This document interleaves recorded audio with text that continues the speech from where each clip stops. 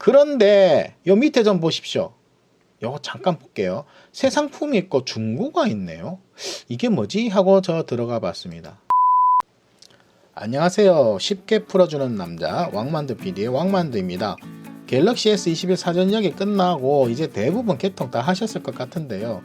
뉴스를 보니까 제가 안내해드린 것처럼 자급제와 알뜰통신의 조합으로 많이들 선택하신 것 같더라고요. 사전 예약이 약 점작보다는 15에서 20% 뛰었다고 하는데 거기에 자급제가 기존 3배 올랐다고 하는 말은 이 통사가 그대로라고 하죠. 그대로. 그런데 그대로가 아니라 약 30% 준 거라고 보면 됩니다. 자급제의 승리인 거죠. 진작에 5G 강요 안 하고 제대로만 팔았어도 이렇게 되지 않았을 텐데 참 그놈의 5G 아이고.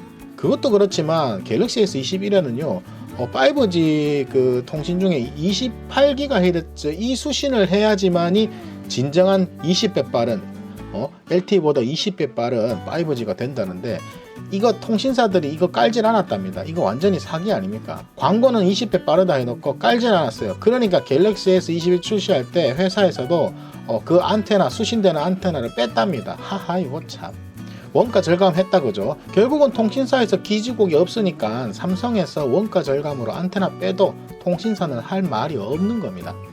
그런데요 북미 지역 그러니까 미국에는 5G 28GHz가 깔려 있으니까 안테나가 들어간다고 합니다. 우리 이통 3사가요 5G 과대 광고로 국민들을 기만한 상황으로 봤을 때는 이 보상을 좀 해줘야 될 것 같은데 보상은커녕 아무 말도 없고 언론도 조용합니다.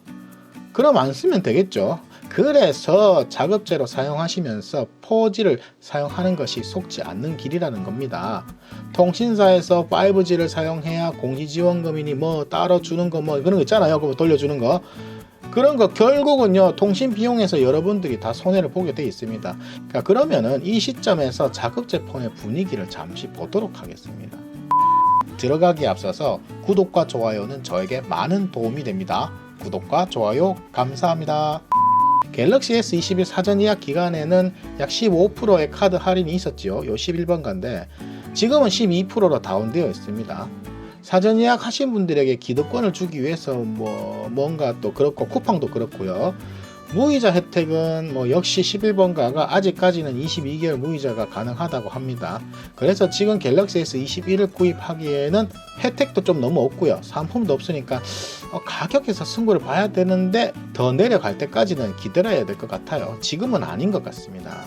아이폰의 경우에는 아이폰 10이죠.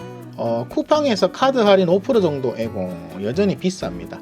사전 예약 때는 12%까지 했었는데 저 정도면 할인이 없다고 해야겠죠. 솔직히 사전 예약 때 구입하기가 너무 어려웠죠. 아무리 12%를 준다고 해도 엄청 어려웠습니다. 그렇다면 지금 신형폰을 구입하기에는 어려운 시기라고 보여지는데 쿠팡에 이런 이벤트가 있더라고요. 빅세일 아이폰 SE와 아이폰 11 시리즈를 아이폰 출고가가 낮춰졌는데도 할인을 이만큼 해준다 합니다. 그것도 카드 할인인데요. 한번 볼까요? 최대 33%까지. 와, 아니 아이폰 어떻게 이렇게 할인하죠?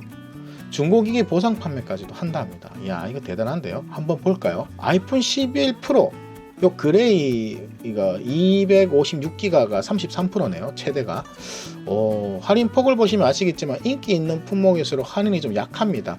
재고 처리한다는 생각이 드는데 다음 거 볼까요? 아이폰 11 이거 중에 이제 가장 인기 있던 아이폰 11이 좀 할인이 역시나 17%까지 했네요. 역시 할인율이 낮습니다. 인기 있었던 건 그렇고 그래도 17%면 대단한데 양호합니다. 갤럭시 S21 사전 예약 기간에요. 아이폰을 구입할 때 이런 거 없었거든요. 너무 비싸서 아이폰은 아니다. 아이폰 11 전작 모델도 좀 그렇다라고 생각했는데 이 정도 할인이면 괜찮은 것 같습니다. 아이폰 SE라고 나오죠. 이 제품은 아주 관심이 많이 가는 폰입니다.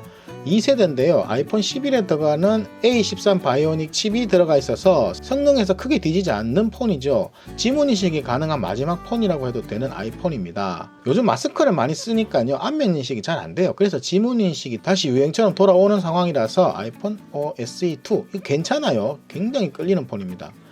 그런데 요 밑에 좀 보십시오. 요거 잠깐 볼게요. 새 상품이 있고 중고가 있네요. 이게 뭐지 하고 저 들어가 봤습니다. 중고폰이었네요. 이거 리퍼도 있고 박스 훼손도 있고 할인료는 천차만별입니다. 제가 설명을 드렸지만 좀 기만당했다는 생각이 좀 들어요. 제가 처음 설명할 때 여러분들 와 하셨겠죠. 그런데 좀 그래요. 일단 새 폰이 있긴 있어요. 할인은 전혀 안 되고요. 박스 훼손된 것이 할인이 가장 낮고 중고로 뭐 중간쯤 된다는 것이 20% 정도 할인이 됩니다. 여기 제품 다 소진되면 없어지겠네요. 그죠? 역시 아이폰은 가격을 내리는 경우가 없네요.